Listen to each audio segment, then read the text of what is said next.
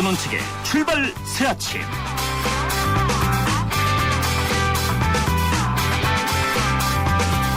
서울은 지금 영하 8도입니다. 한파가 다시 밀어닥쳤습니다. 흔히들 입춘추위라고 합니다. 출래 불사춘, 봄이 와도 봄 같지 않다. 나가나의 미인 왕소군의 슬픔을 노래한 당나라 시인 동방규의 시규입니다. 여러분 안녕하십니까. 출발사침의 전우책 변호사입니다. 민주주의를 보장해주는 제도 중 하나가 선거입니다. 이제 지방선거가 넉 달 남았는데요. 선거가 코앞에 닥치면 갑자기 정치인들이 겸손해집니다.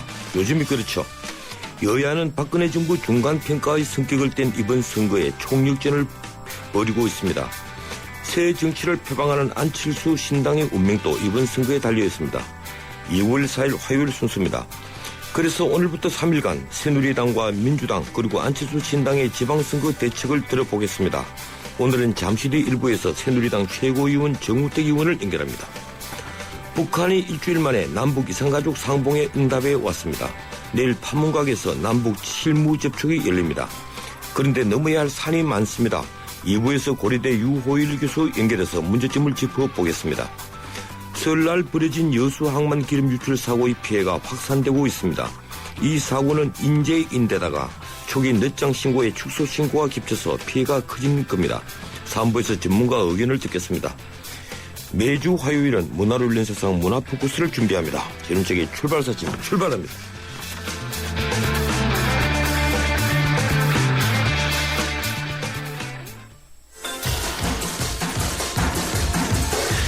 뉴스의 흐름을 짚어드립니다. 뉴스의 가치를 열어드립니다. 출발 새 아침 뉴스 브리핑. 뉴스 브리핑 이종훈 박사 스튜디오에 나왔습니다. 어서 오십시오. 네, 안녕하십니까. 예, 오늘 조간 헤드라인 각각 다르죠? 네, 그렇습니다. 규제 법안 716개 쏟아낸 19대 국회 이런 제목도 있고요. 정부가 삼성에 준 직접 보조금만 1684억 원이다. 약간 좀 상반된 내용 같습니다. 외국계 카지노 진입장벽 완화 이런 헤드라인도 있고요. 곳곳 암달러상 캄비오 외치며 접근 금융위기 맞은 아르헨티나 현지 취재 보도하고 있는 것도 있습니다. 또 중국이 북한 포기 안 할 거라는 건 오판이다. 이 중국 사회과학원 전략보고서 내용도 소개를 했네요. 예, 그렇군요. 이 대충 어느 신문의 헤드라인인지 예, 제목만 봐도 보이는 것 같습니다. 어쨌든 오늘부터 지방선거 예비후보 등록일이 되죠? 예, 그렇습니다. 예비후보 등록이 되면 어떤 일을 할 수 있습니까? 우선 오늘은 광역시도 단체장 그리고 교육감 선거에 출마할 예비자 후보 등록이 시작이 되는 거고요. 21일부터 광역의원, 기초의원 그리고 기초단체장 선거 예비후보자 등록도 시작이 됩니다. 군의원, 군수선거 예비후보는 3월 23일부터 등록이 가능해지고요. 예비후보 등록을 하게 되면 선거사무소 개설이 가능합니다. 간판, 현판, 현수막 설치할 수 있고 선거사무장을 포함해서 5명 이내 선거사무원도 둘 수 있습니다. 또 유권자에게 직접 전화할 수도 있고 또 이메일, 문자, 메시지 발송, 어깨띠, 표지밀 착용, 이 홍보물, 일회 우편 발송, 공약집 발간, 판매 이런 것도 가능해집니다. 예, 길거리에 어깨띠를 두른 유명 인사들을 볼 수 있게 되겠군요. 예. 네, 그렇습니다. 그런데 여야 각 당이 바빠지겠죠? 네, 그렇습니다. 이번 지방선거가 2012년 총선 이후 2년 만에 치러지는 전국 단위 선거죠. 또 박근혜 정부에 대한 평가 그런 의미도 좀 있기 때문에 각 당이 좀 긴장을 하는 분위기입니다. 새누리당은 홍문종 사무총장 위원장으로 하는 지방선거 기획위원회 발족을 했고 이달 말에 공직 후보자 추천위원회도 구성을 한다고 합니다. 민주당도 양승조 최고위원 단장으로 해서 지방선거 기획단 가동을 시작을 했고 대략 공천은 4월 정도 지금 한다는 계획들이긴 한데 요즘 보면 공천들이 다 늦어지는 그런 분위기죠. 예. 이 무소속 안철수 의원이 주도하는 새정치추진위원회 3월 신당 창당 서두르고 있는데 창당이 이뤄지게 되면 이번에는 좀 삼강구도하에서 좀 치러진다 그래야 될까요? 예, 하여튼 그렇습니다. 예, 그런데 세 당 모두 다 인물난을 겪고 있는 건 마찬가지인 것 같습니다. 네. 이번에도 고위 공직자들의 출마가 줄을 이을 것이라는 얘기들이 나오고 있죠. 네, 그렇습니다. 2010년 지방선거 때도 중앙정부 공무원이 한 10명, 지방자치단체 공무원 150명, 총 한 160여 명이 출마를 위해서 사퇴를 한 적이 있는데요. 이렇게 되다 보니까 현재 그 전국의 광역 또 기초 단체장 가운데 47%가 공무원 출신이라고 그럽니다. 이번에도 이 공직자들 사퇴 시한이 3월 6일인데 그 전에 아무래도 좀 줄줄이 사퇴를 할 것으로 이렇게 예상이 되고 있는데요. 업무 공백도 좀 우려가 되죠. 예. 그리고 MB 정부 마칠 때 물러났던 이 공직자들, 예, 이분들도 또 이번에 출마 예정자들이 많이 뜨군요. 네, 그렇습니다. 북한이 이산가족 상봉 실무 접촉에 드디어 응답을 하고 나왔죠. 예, 그렇습니다. 우리 정부가 이달 17일에서 22일 사이 금강산에서 이산가족 상봉 행사를 열자 이렇게 제안을 지난달 27일에 했는데 한 일주일 만에 소식이 온 겁니다.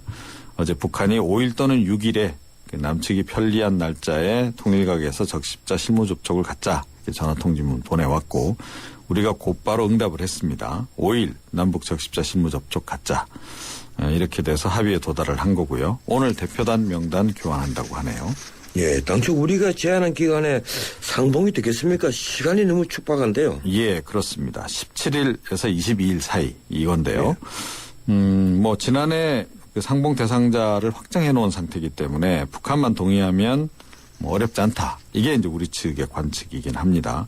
그런데 물리적으로 북한이 좀 상봉 준비를 하기에는 좀 힘들지 않느냐 이런 분석도 좀 나오고 있어요. 예. 또 여기에 더해서 2월 말부터 한미연합훈련 일정이 시작이 되는 그런 부분이 있고 또 애초에 북한이 보면 좋은 계절을 이렇게 또 언급을 하지 않았습니까? 예, 제안을 그랬죠. 하면서 좋은 계절이 언제냐. 그래서 이 대략 봄으로 미뤄질 가능성도 지금 함께 나오고는 있습니다. 그러니까 키 리졸브 훈련이 끝나고 네. 4월 달 정도로 이제 미루겠다. 이것이 북한의 생각인지도 모른다는 거죠. 네, 그렇습니다. 예, 북한이 중대 제안 이런 걸 내놓으면서 상호 비방을 중단하자 이렇게 제안을 했었는데 그렇죠. 그런 움직임이 실제 일부 포착되고 있다면서요? 예, 그렇습니다. 이 국방부 쪽에서 설명을 했는데요. 북한의 대남 위협 및 대남 비방 방송 최근 계속 줄어드는 추세다. 이렇게 어제 공개를 했습니다. 또 지난달 중순부터 서부전선 일대 대남 전단 살포작전 역시 최근까지 없었던 것으로 이렇게 지금 확인되고 있고요. 지난해까지 사실은 박근혜 대통령이나 우리 정부에 대해서 굉장히 원색적 비난이 없잖아 있었는데 그것도 지금 일단 사라진 그런 상황입니다. 하지만 이제 한미 협동 군사훈련 계기로 해서 다시 강경 모드로 돌아서면서 이 비방전을 개시할지 그 여부가 현재는 좀 관심사입니다. 예, 여기까지만 듣겠습니다. 고맙습니다. 예. 예, 지금까지 이종훈 박사였습니다.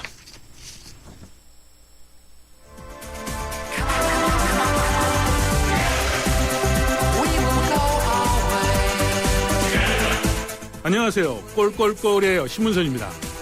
페어플레이가 돋보이는 정통 시사 프로그램. 여러분은 저와 함께 YTN 라디오 전원책의 출발 새 아침을 듣고 계십니다.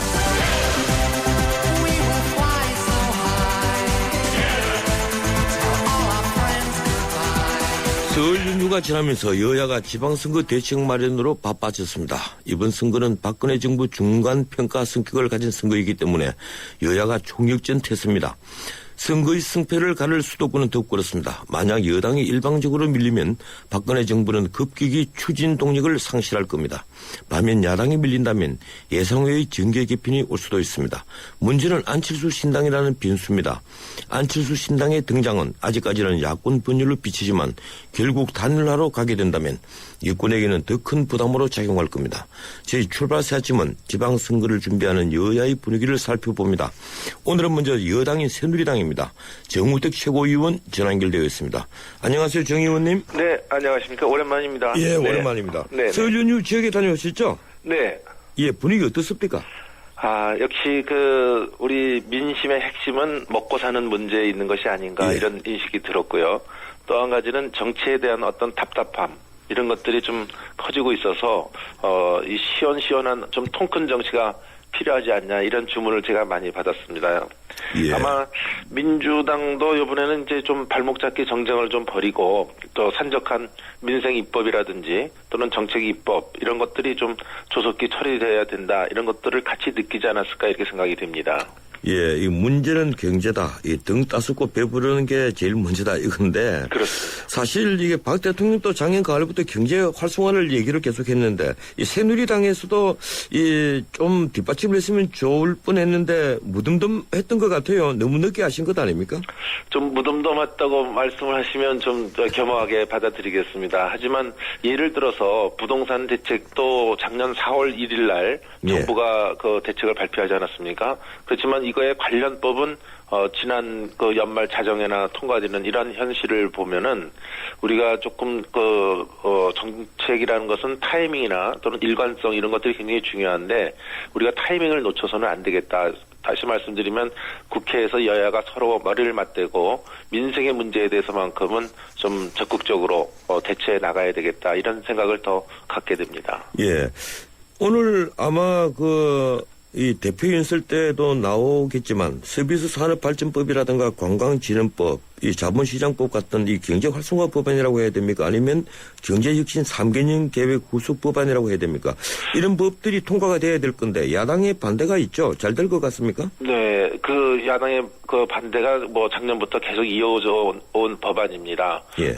지금 그 성격에 대해서는 아까 좀 말씀해 계셨지만은 이거는 경제 활성화 법안이라고 저는 생각을 하고 싶습니다. 그래서 이런 경제 활성화 문제가 이번 2월 민생국회에서는 반드시 좀 해결돼야 되겠다 이런 생각을 갖고 있고요.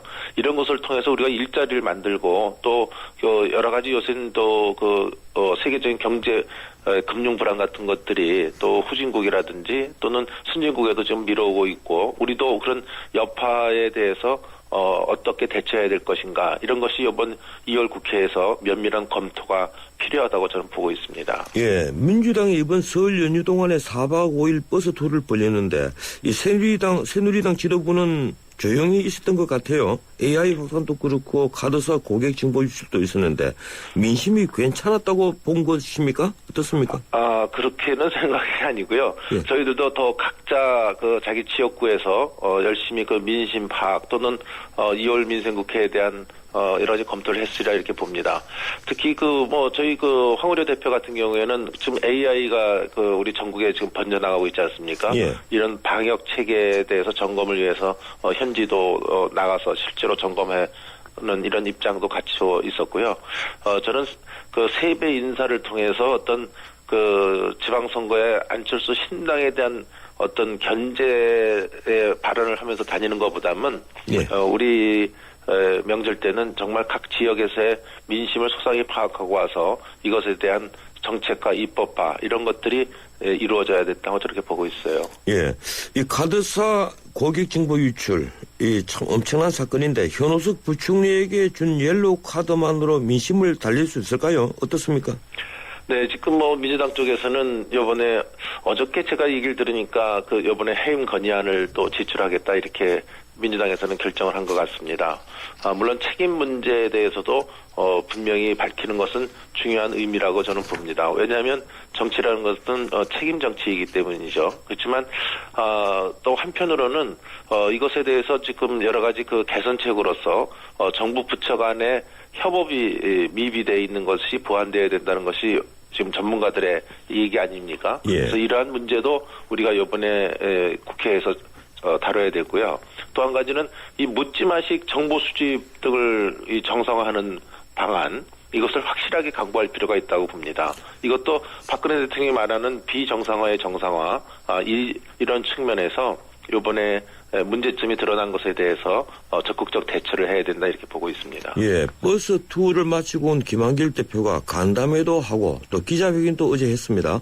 요지는 안철수 신당과 혁신 경쟁을 하겠다. 새 정치를 두고 경쟁을 벌이겠다. 이제 이런 얘기들인데 지금 얘기 중에 새누리당은 구태 정치라고 합니다. 그런데 우리 정의원께서 최고위원회에서 그런 얘기를 했더라고요. 야권 연대를 구태 정치의 재생산이다. 이렇게 비난을 했던데 서로를 또 구태 정치라고 합니다. 어떻게 생각하십니까? 저는 그 말씀 결론부터 얘기한다면 예. 새 정치를 하겠다는 사람들이 야권 연대가 딜레마라고 표현을 하면서 야권 연대 앞으로 할 수 있다 하는 이런 가능성을 지금 안철수 신당 측에서 또 보이고 있단 말이죠. 예. 여태까지는 뭐 야권 연대라든지 이런 것에 대해서는 절대 불가라는 입장을 해오다가 갑자기 그 설 연휴 때 미묘한 입장 기류의 변화가 감지됐단 말이죠. 저는 새정치를 하겠다는 사람이 야권 연대를 하겠다고 한다면 뭐하러 신당을 만드는지 저는 이해를 잘 못하겠습니다. 저는 민주당도 우선 첫 번째는 지방선거를 앞두고 있기 때문에 어떠한 선거 전략으로 이것을 치르겠다. 이번 지방선거에 민심을 얻겠다. 이런 전략을 짜는 것이 저는 우선이라고 보는데 우선 야권 연대부터 하겠다. 이런 입주장을 하는 것 자체가 민주당답지 못하다. 지금 거대 야당이라고 해서 127석이나 갖고 있는 야당이 지금 두 석백이 차지하지 않고 있는 국회의원을 2명 빼기 갖고 있지 않은 안철수 신당에 구애하는 모습이 저는 위험 있는 제일 야당의 모습이 아니다 이렇게 보고 있고요. 예. 또 안철수 신당 측에서도 보면은 이번에 새정치하겠다는 어떤 분명한 그 콘텐츠를 갖고 국민들한테 다가가야 되는데 기존 정치권하고 뭐 연대를 갖다가 생각해봐야 되겠다는 듯한 아리송한 태도를 취하는 것 자체가 저는 대단히 실망스럽다 이렇게 봅니다. 예. 그런데 어차피 그 호남에서는 경쟁하더라도 수도권과 충청권에서는 야권이 연대하지 않겠느냐. 이것이 일반적인 관측인데, 예, 만약에 연대가 성립이 된다면 승부가 어떻게 될 것 같습니까? 아무래도 3자 구도 형태를 갖춘다고 한다면, 지금 김한길 대표라든지 민주당에서 걱정하는 것처럼, 그 야당의 어떤 분열 내지는 야당의 표를 얻는데 지장을 가져오지 않을까 이런 우려의 시각도 있는 것 같습니다. 다만 이제 연대 형태로 갔을 때는 좀 자기네들도 승산이 있지 않냐. 민주당은 이렇게 생각을 하는 것 같고요.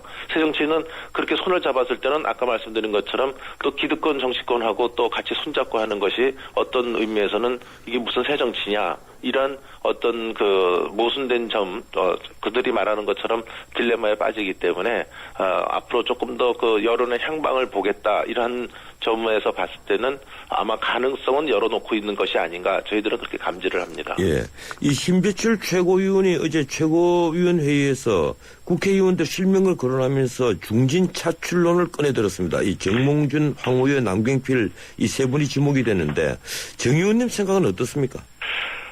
이 중진 차출론이 좀 일찍 공개가 돼서 좀 우리 새누리당의 어떤 전략으로서의 어떤 히든 카드로 갖고 있는 것을 미리 공개된 것이 아닌가 이런 점에서는 좀 아쉬움이 있지만은 저는 중진 차출론에 대해서는 그 자체의 의미는 또한 있다고 이렇게 봅니다. 여기에는 두 가지 요소가 필요하다고 봅니다. 그 선당 후사의 입장으로 정말 그 거론되는 사람들이 필승의 카드냐. 그것이 굉장히 중요하고요. 예. 또 한 가지 우리가 해야 될 것은 결국 그 나가려는 당사자의 의사가 분명한 것이냐. 좀 당사자가 나가도 신바람 나게 하고 싶어서 이것을 선거에 임해야 되는데 어떤 여론에 떠밀려서 나가는 이러한 모습은 그 분명히 우리가 짚고 넘어가야 될 거라 이렇게 보고요.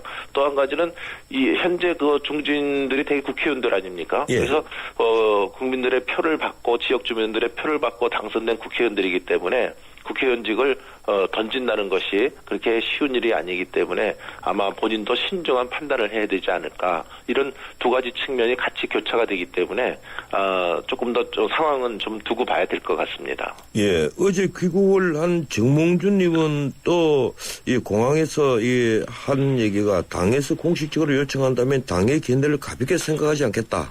예, 이런 수준의 얘기를 했는데 만약에 중진 차출을 결정한다면 당 어느 기구에서 해야 합니까? 이것은 이제 아마 저희들이 볼 때는 지금 현재 지도부가 전당대회가 이번 8월에 있을 예정으로 지금 많이 거론이 되고 있습니다만은 그 지방선거 후에 전당대회를 한다고 한다면 현 지도부에서 그런 차출론에 대한 얘기가 나올 것으로 이렇게 보고 있습니다. 예, 우리 정 의원님도 얼마 전까지 서울시장 후보로 거론되다가 요사이는 또 충청북도에 또 차출해야 된다 이런 얘기들이 나오고 있는 것 같아요. 저도 그렇습니까? 저는 서울시장 문제는 저희 언론에서 먼저 공개가 된 것이지 제 의사의 적극적 표현은 아니었다는 점을 분명히 하고요. 저는 이번에 충청권도 선거가 굉장히 중요하기 때문에 충청권 선거를 잘 치를 수 있도록 당의 일원으로서 열심히 노력해야 되지 않을까 이렇게 보고 있습니다. 예, 김문수 경기지사가 불출마를 선언했는데 이건 어떻게 보십니까? 어떤 불출마를 선언했죠? 예, 경기도 경기도지사요? 예, 경기도지사요. 예. 이제 아마 2번을 했기 때문에 3번을 한다는 것은 아마 의미가 없다. 본인은 이렇게 파악을 하고 있는 것 같고요. 또 한 가지는 그분은 대통령을 하고 싶어 하는 분 아닙니까? 예. 아마 대통령을 하기 위해서는 3번 경기지사 하는 것보다는 이제 정치 일선으로 좀 돌아오는 게 낫지 않겠느냐. 본인이 그렇게 파악한 것으로 이렇게 봅니다. 예, 그런데 김 지사가 경기지역 기관장 모임에서 박근혜 대통령이 경제민주화 이름 아래 귀중한 취임 초기 1년을 허송세월했다. 이렇게 혹평을 했고 또 여당 지도부가 반발했습니다. 정의원께서도 경제민주화 초석을 만들고 청신호가 들어온 이때 이 사기를 꺾는 발언은 문제가 있는 것 아니냐 이렇게 비판을 했는데 또 김 지사가 다시 받았어요. 자신이 새누리당의 최고참인데 자신에게 어쩌고 저쩌고 하는 사람들 건망증 아니냐 이렇게 비판을 했는데 어떻게 생각하십니까? 나는 그 대꾸에 대해서는 뭐 제가 할 말이 없고요. 예. 지금 뭐 여기서 정치하는 사람이 저랑 15대 때 같이 국회의원을 시작을 했습니다마는 예. 뭐 최고참이다 아니다 이런 얘기를 하는 것 자체가 저는 좀 우스꽝스러운 소리고요. 예. 저는 대통령을 하겠다는 사람, 정말 또 정치를 제대로 하고 있는 사람들은 말을 정제해서 해야 된다고 생각합니다. 같은 말이라도 허송세월을 보냈다 이런 표현은 저는 적절하지 않다고 보고요. 오히려 조금 우리가 조금 더 노력을 할 필요가 있다든지 앞으로 이런 점이 좀 모자르니까 이런 점에 대해서 우리가 같이 노력을 해야 된다든지 이런 얼마든지 다른 표현을 돌릴 수 있는데 그것을 허송세월 보냈다 이렇게 표현을 해서 뭐 언론으로 하여금 또 주시를 받게 이렇게 하는 것은 저는 스스로 정제되지 않은 표현을 통한 자학적 행동이다, 자해적 행동이다 이렇게 저는 판단을 합니다. 예, 제가 이 사움을 붙인 셈이 되어버렸습니다. 죄송합니다. 예, 그런데 박근혜 정부가 국회 선준화법 때문인지 결기가 없어서 그런지 그 새누리당 문제입니다만 지난 1년을 허송세월했다는 지적은 여기저기서 나왔습니다. 정의원께서는 박근혜 정부 1년 점수를 준다면 몇 점을 주시겠습니까? 저는 뭐 70점에서 80점은 줘야 되지 않을까 이렇게 봅니다. 예. 잘한 점에 대해서 보려고 하는 이런 긍정적 시각보다는 자꾸 잘못된 것을 들춰내려는 이것은 저는 그 건설적인 의미에서는 굉장히 좋다고 봅니다. 그러니까 어떤 비판적 시각에서 이런 것이 좀 보완돼야 된다는 이런 표현을 정제돼서 하는 거하고 정치인이 그 같은 표현이라도 표현을 직설적으로 그렇게 표현을 통해서 스스로를 좀 내리까는 이러한 모습은 저는 좋지 않다 이렇게 봅니다. 더군다나 큰 지방선거를 앞두고 스스로가 좀 그러한 표현은 좀 절제하는 것이 필요하다 이렇게 저는 보고 있습니다. 예, 그래도 국민들이 대통령 뽑을 때는 100점을 다들 기대를 하거든요. 예, 그래서 그렇습니다. 네. 예, 2월 달에 국회 쟁점이 많은데 기초선거 공천 폐지와 기초연금 공약 이행 이게 이제 가장 큰 쟁점인데 잘 될 것 같습니까? 그래서 어저께 그 정치개혁 특위도 결국 연장을 해서 그 공천 문제에 대해서 더 논의를 하도록 이렇게 조치를 취했습니다마는 아마 상당히 그 쟁점이 계속 이어져 가지 않을까 저는 이렇게 보고 있고요. 다만 의원에 대한 또는 기초단체장에 대한 이 문제는 제가 여론으로 듣는 거는 기초의회를 폐지하자 이런 의견이 더 많은 민심을 차지하는 것이 아닌가 이렇게 보고 있어서 예. 이러한 문제도 조금 이번에 정개특위에서 같이 논의가 됐으면 좋겠다 이런 개인적 의견을 좀 갖고 있습니다. 예, 새누리당의 물밑으로 당권 경쟁이 시작됐다 이런 보도가 잇따르고 있는데 김무성, 이인재, 최경환, 서청원 이런 분들이 이제 거론됩니다. 정 의원님 아직 생각이 없으십니까? 저는 글쎄요. 지금 우리 충청권에서는 뭐 이인재 의원님 또는 또 이완구 의원님 이런 분들이 거론되고 있어서 저까지 또 당권 이런데 또 관여가 된다고 한다면 충청권이 그렇게 머릿수가 많지가 않은데 예. 거기에 3명의 의원이 좀 이전 투구를 벌인다고 한다면 결코 좋은 모습은 아닐 것 같습니다. 그래서 이 정치라는 것도 기다리는 것도 이 정치의 미덕이라고 저는 그렇게 보고 있기 때문에 조금 더 관망을 해보겠습니다. 예, 서청원 의원이 대권을 생각하는 사람들을 당권에 나서면 안 된다 이렇게 얘기를 했는데 어떻게 보십니까? 글쎄요. 대권에 나서면 꼭 당권에 나서서는 안 된다. 이것은 뭐 어떤 철칙이 있는 것은 아니죠. 예. 그건 아마 서청원 의원 개인의 어떤 정치 소신이 아니신가 이렇게 보고요. 저는 대권에 나가는 사람들은, 아무래도 당권은, 우리 당원 당규에 대통령 선거가 있기 1년 6개월 전부터는 당직을 맡을 수 없게 돼 있습니다. 예, 그래 돼 있죠. 그래서 예. 그때까지 당권을 도전하고 자기의 정치적 소신을 피는 것에 대해서 탓할 거는 없지만은 아마 조금 더 당권에도 전념하고 또 대권도 두 가지를 다 노리는 것보다는 한 가지에 전념하는 것이 낫지 않겠느냐 이런 생각인 것 같습니다. 예, 고맙습니다. 여기까지 듣겠습니다. 네, 고맙습니다. 예, 지금까지 새누리당 정우택 최고위원이었습니다. 예, 1부 순서 여기서 마치고 잠시 뒤 2부 이어가겠습니다. 천년왕국 신라의 수도 경주. 인구 100만 명을 넘어선 거대 도시 경주는 당시 세계적인 국제무역항이었습니다.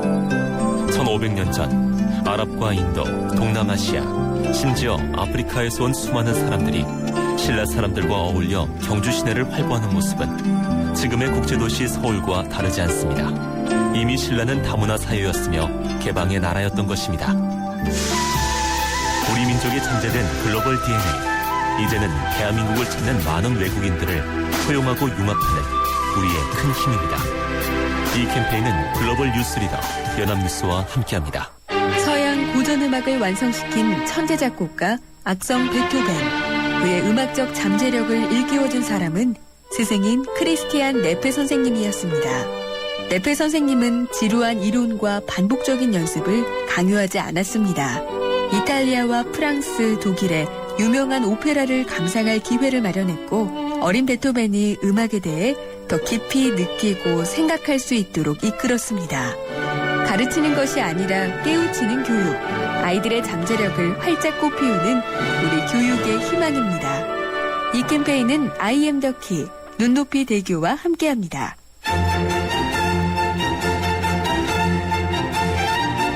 출근길 정통 시사 라디오 프로그램 YTN 라디오 전원책의 출발 새 아침.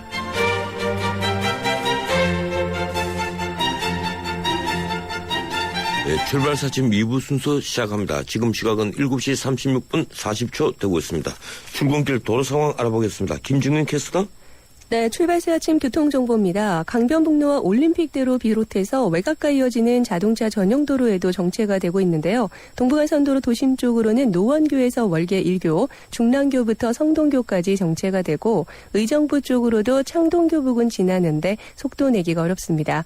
옆으로 가는 동1로는 화양사거리부터 영동교 사거리 쪽으로 가는데 차간 거리를 좁히고 있고요. 분당 수서로도 도심 쪽으로만 복정에서 탄천까지 서행인데 옆으로 가는 동1로도 현재 언주로 내곡나들목 부근부터 구룡터널 쪽으로 이동하는데 신호 대기 시간 조금 길게 받습니다.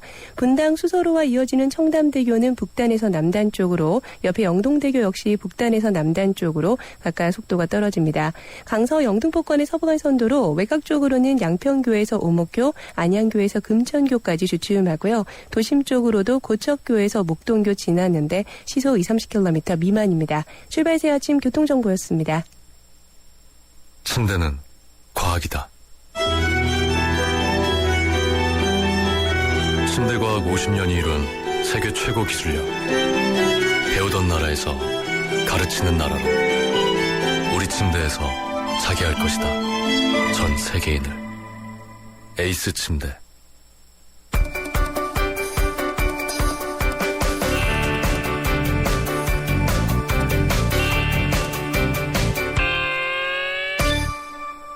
예, 밤사이 들어온 지구촌 소식 알아보겠습니다. 중앙일보 국제부 강혜란 기자 전화 연결되어 있습니다. 안녕하세요, 강 기자님. 안녕하세요. 예, 어제 방송에서 미 버지니아주 동해 병기 법안에 대해 소개해드렸습니다만 일본 측 방해에도 불구하고 법안이 하원 상임위까지 통과했죠? 네, 미국 버지니아주 공립학교 교과서에 일본 해와 함께 동해 병기를 의무화하는 법안. 현지 시간 3일 찬성 18표, 반대 3표라는 압도적인 표차로 주 하원 상임위를 통과했습니다. 이번 표결은 주미 일본 대사관이 대형 로펌을 고용해서 조직적으로 동해 병기 반대를 위한 로비를 펼친 가운데 이루어진 것이라 찬성 가결이 더욱 뜻깊게 해석됩니다. 법안은 이르면 6일로 예정된 하원 전체 회의의 관문만 넘으면 의회 절차가 마무리되는데요. 하원 전체 의원 100명 가운데 법안 찬성파인 공화당 소속이 67명으로 과반을 넘어서 통과가 확실시돼 보입니다. 그리고 일본 측 집중 로비를 받아온 것으로 알려져 있고 민주당 소속인 테리 맥컬리프 버지니아 주지사도 법안이 의회를 통과할 경우 그대로 서명하겠다라는 방침을 굳힌 것으로 알려져 법제화는 이제 시간 문제인 것으로 보입니다. 예, 사흘 앞으로 다가온 러시아 소치 겨울올림픽 개막식 때 시진핑 중국 주석이 참석합니다. 이 시 주석 취임 후 처음으로 해외 스포츠 행사에 참석하는 것이죠? 네, 중국 신화통신은 시진핑 국가주석이 러시아 소치에서 열리는 겨울올림픽 개막식에 참석하려고 6일부터 사흘 동안 러시아를 방문한다면서 시 주석은 2년 연속 러시아를 해외 첫 순방 국가로 선택했다고 보도했습니다. 중국 국가주석이 지금까지 외국에서 열린 대규모 국제체육행사에 참석한 선례가 없기 때문에 시 주석의 소치 방문은 파격으로 해석되는데요. 앞서 블라디미르 푸틴 러시아 대통령은 2008년 베이징 올림픽 당시에 총리 자격으로 개막식에 참석한 바 있습니다. 이렇듯 중국과 러시아가 유난히 밀착하는 것은 미국의 동아시아 회귀 전략에 대한 대응이라는 공통 분모를 가진 데다가 자원 외교라는 경제적 이해관계도 얽혀 있기 때문입니다. 반면 버락 오바마 미국 대통령과 프랑스와 올랑드 프랑스 대통령, 또 데이비드 캐머런 영국 총리 같은 서구 정상들은 러시아의 동성애자와 반체제 인사 등에 대한 인권 탄압을 이유로 개막식 불참을 발표한 상태입니다. 예, 소치 올림픽 앞두고 러시아에서 고교생 학교 인질극이 벌어져서 두 명이 숨졌다고 하는군요. 러시아 북동부의 한 학교에서 현지 시간 3일 인질극이 벌어져서 교사 1명과 경찰관 1명이 숨졌습니다. 이날 정오쯤에 한 한국식 고등학교 1학년에 해당하는 그 10학년 학생들이 수업 중인 교실에 소총과 엽총을 든 괴한이 들어와서 교사에게 총을 쐈고요. 이어 출동한 경찰에게도 총을 쏘면서 저항하는 과정에서 경찰관 1명까지 숨졌습니다. 1시간 동안 인질극을 벌이다 이제 체포된 범인은 숨진 교사에게 개인적인 원한을 품은 이 학교 10학년 학생으로 확인됐습니다. 애초에 당국은 소치 올림픽을 노린 이슬람 반군의 테러 시도일 가능성을 염두에 뒀지만 단순 총격 사건으로 마무리됐다는 보도입니다. 예, 고맙습니다. 여기까지 듣겠습니다. 감사합니다. 예, 지금까지 중앙일보 국제부 강혜란 기자였습니다. 뉴스를 창조하는 시사 프로그램, 뉴스를 풀어내는 시사 프로그램, 전원책의 출발 새 아침. 예, 드디어 북한으로부터 이산가족 상봉에 대한 응답이 왔습니다. 우리 정부가 이산가족 상봉을 위한 실무 접촉을 제시한 지 일주일 만입니다. 북한은 어제 오전 판문점 연락 채널을 통해서 우리가 제시했던 실무 접촉을 5일 또는 6일 필요한 날짜에 판문점 북한 지역인 통일각에서 갖자는 전화 통지문을 보내왔습니다. 우리 정부가 5일 오전 10시 접촉을 제시했고 북한이 다시 동의를 했습니다. 그러나 넘어야 할 산은 많습니다. 무엇보다도 우리가 제의했던 17일에서 22일까지 상봉이 이루어질까? 그것이 지금 궁금합니다. 이제야 그리고 제의에 응한 북한이 얻어도 또 궁금합니다. 전문가 의견을 듣겠습니다. 유호열 고려대 북한학과 교수 전화 연결되어 있습니다. 유 교수님 안녕하십니까? 예, 안녕하십니까? 예, 방금 제가 말씀드린 대로 이 북한이 어제 오전 실무 접촉을 5일 또는 6일 하자고 응답을 해서 내일 실무 접촉이 이루어지게 됐는데 우선 북한이 너무 늦었지만 이산가족 상봉에 응해온 것을 어떻게 보아야 할까요? 글쎄 일단은 금년 초에 그 김정은이 신년사를 통해서 이제 남북 관계 개선 이 부분을 제시했기 때문에 어쨌든 북한에서는 그런 그 김정은의 지시를 이행해야 되는 그런 상황이 있고요. 또 하나는 역시 이제 그동안에 뭐 줄다리기에서도 우리가 확인한 것이지만 북한은 이제 3월달 예정된 이 한미 합동 군사훈련 이 부분에 대해서 상당히 그 거부감을 갖고 있고 이 이산가족 상봉 문제를 통해서 한미 합동군사훈련을 약화 또는 포기시키려고 하는 그런 의도를 여전히 갖고 있기 때문에 물론 이제 내일 접촉을 해서 북한의 어떤 진정성이라든지 또는 이산가족 상봉의 어떤 그 진전 상황을 우리가 어느 정도 구체적으로 파악할 수 있을 텐데요. 지금으로서는 북한이 그런 여러 가지 그 복합적인 목적을 가지고 이산가족 상봉에 나서고 있고, 그렇기 때문에 실제로 우리가 지난 그 설 전에 제안했던 안에 대해서 상당히 많은 고심을 하지 않았나 이렇게 생각이 됩니다. 예, 그렇다면 2월 17일부터 22일까지 이 상봉 날짜에 북한이 동의하기는 어렵다고 봐야 되겠군요. 글쎄, 물론 이제 만나봐야 되겠습니다만은, 북한의 어떤 전략적 의도와 함께 또 현실적으로 만약에 5일날 이제 그 합의를 본다 하더라도 17일날 그럼 불과 준비하는 기간이 열흘 남짓인데요. 이 기간이 현실적으로 가능할 것인가라고 하는 그런 문제, 여러 가지 그 절차적인 문제도 좀 남아 있는 그런 그 상황이라고 봅니다. 예, 2월 16일이 소위 김정일 생일인 그 광명성절인데 거기다가 또 2월 말부터 키 리졸브 훈련이 있지 않습니까? 그러니까 그 사이에 어떻든 상봉이 이루어져야 되는데 지금으로서는 만약에 연기가 된다면 결국은 3월 뒤로 연기가 된다는 얘기 아니겠습니까? 어떻게 생각하십니까? 그래서 일단은 17일 예정됐던 거에서 며칠 정말 우리가 한미 합동군사 훈련은 예정대로 한다. 물론 이제 규모라든지 이런 부분은 작년에 비해서는 축소된다 하더라도 예정대로 훈련을 한다고 하면 그 이전에, 그래서 며칠 이제 17일에서 늦춰지는 방안 하나 하고, 또 하나는 훈련 기간에 하기에는 여러 가지 그 부담이 있기 때문에 역시 훈련이 끝난 직후에 개최하는 방안, 이런 부분들을 가지고 논의를 하게 될 것이고, 그 과정에서 이제 북한의 진위도 어느 정도 우리가 파악할 수 있을 것 같습니다. 예, 북한은 지난달 17일 국방위원회 명의로 이른바 중대 제안이라는 걸 했는데 그 내용이 이제 상호 비방 중지, 한미 합동 군사 훈련 중단, 핵무기 반입 금지 이런 것들입니다. 뒤에 두 개는 평소에 늘 해오던 주장이고 앞에 상호 비방 중지가 새로운 것인데 실제 설을 전후해서 북한이 삐라살포 등을 중단했다면서요? 그렇습니다. 우리 서해상이라든지 우리 휴전선상에서 북한이 대남 비방, 특히 이제 전단을 북한 쪽에서 살포하는 그런 행위는 줄어든 걸로 파악을 하고 있고요. 이런 부분이 앞으로 남북 관계에 진정한 그런 관계 개선, 긴장 완화로 갈지는 좀 더 상황을 지켜봐야 되겠지만, 일단은 북한이 언급한 대로 자기들의 일방적인 그런 행동을 취한 것으로 그렇게 파악을 하고 있는 것 같습니다. 예, 아까 교수님께서 북한은 키 리졸버의 그 약화 그리고 포기 그것을 노리고 있다 이렇게 말씀을 하시는데 어떻든 이번에 또 키 리졸버 훈련을 핑계 삼아서 상봉을 무산시킬 가능성이 있다고 보십니까?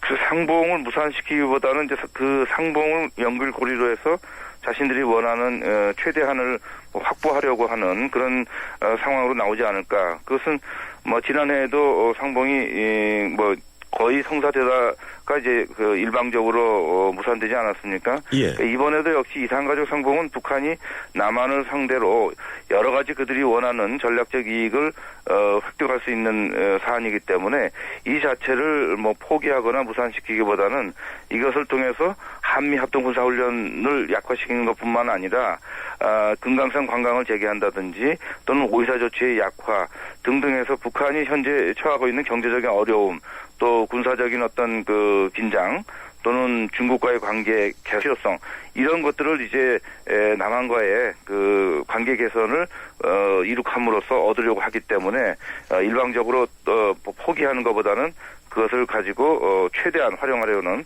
그런 전략으로 나올 것 같습니다. 예, 현학봉 영국 주재 북한 대사가 예정된 한미합동 군사훈련에 따른 한반도 전쟁 촉발 가능성 이걸 또 경고하고 나섰어요. 이건 어떻게 봐야 합니까?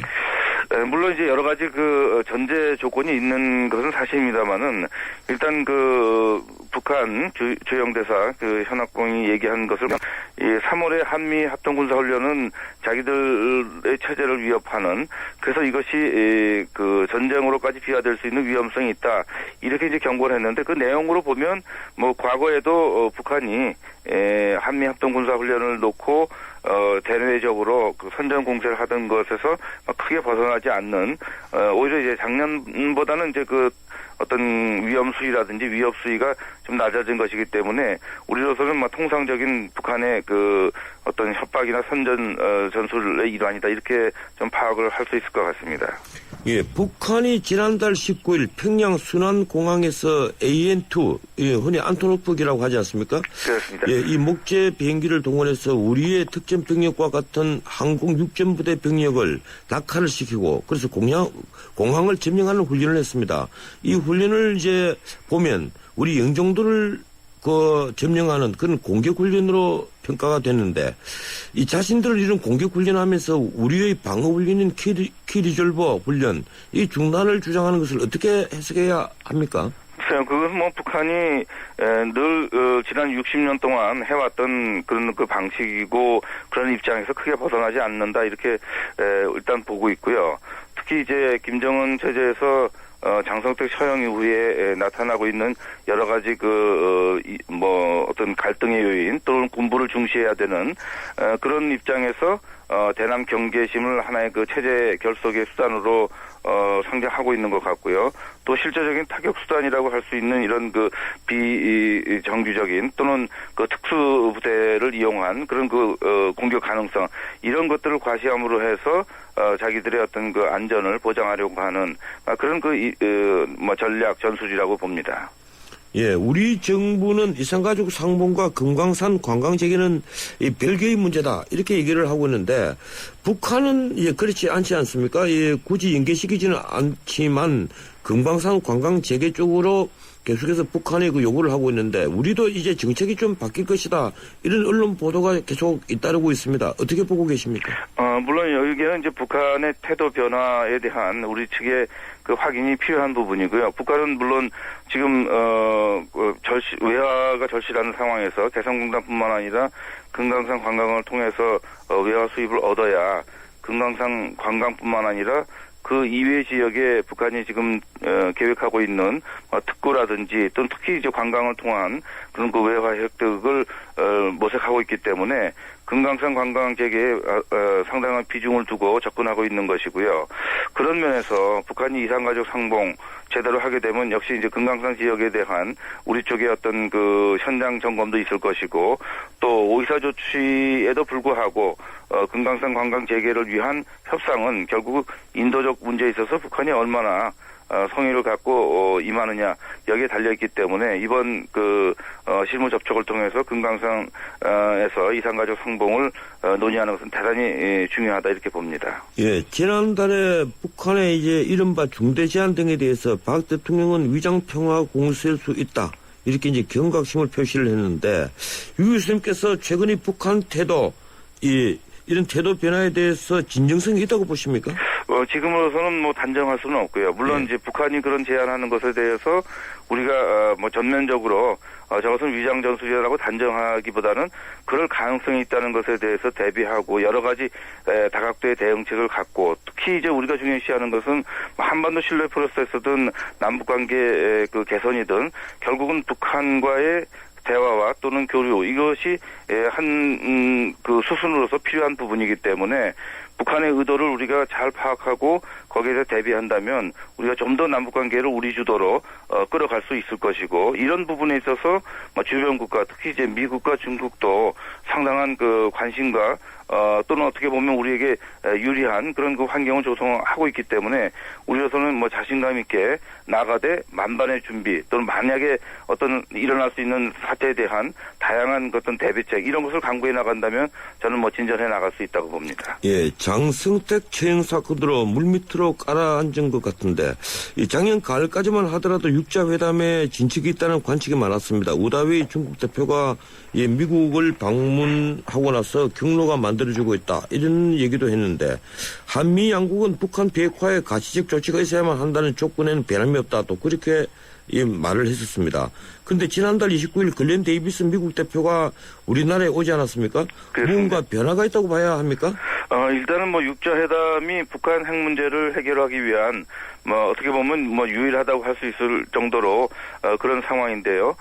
그런 면에서 이제 중국은 무조건 6자 회담에 나와서 모든 문제를 논의하자라는 입장이고 우리 같은 경우에는 북한이 또다시 대화를 통해서 시간 벌기 하는 그런 상황이라면은 회담에 나갈 필요가 없다. 아직 이런 입장을 고수하고 있는 것이죠. 다만 이제 우리 입장에서는 북한이 육자회담을 통해서 궁극적으로 핵을 포기한다라고 하는 그런 그 정책 전환, 그리고 그것을 위해서 미국과 우리를 안심시키거나 설득할 수 있는 그런 구체적인 조치들, IAEA 사찰단의 복귀라든지 또는 그 NPT 체제에 대한 가입, 또는 북한의 그 어떤 핵시설의 그 가동 중단, 이런 조치들이 있다면 우리가 북한과의 그 회담을 통해서 핵 문제 해결에 좀 더 그 진정성이 있다, 이렇게 판단하면서 뭐 육자회담 재개에 속도를 낼 수 있을 것이다. 그런 면에서 뭐 중국의 역할이 중요합니다만은 역시 우리도 미국과 중국의 입장을 잘 조율할 수 있는 그런 그 균형적인 노력, 이것이 금년도 저에게 주어진 과제라, 이렇게 생각이 됩니다. 예, 고맙습니다. 시간상 여기까지만 듣겠습니다. 예, 감사합니다. 예, 지금까지 고려대학교 북한학과 교수, 유호일 교수였습니다. 서경석과 함께 공무원 시험 합격은 에듀윌, 공인중개사 합격도 에듀윌, 사회복지사 합격, 주택관리사 합격, 우리 모두 다 같이 에듀윌. 자격증 공무원 전문교육 에듀윌, 합격은 에듀윌. 저는 책의 출발 사침 2부 함께 하셨습니다. 8시 뉴스를 들으시고 8시 10분에 3부 이어갑니다.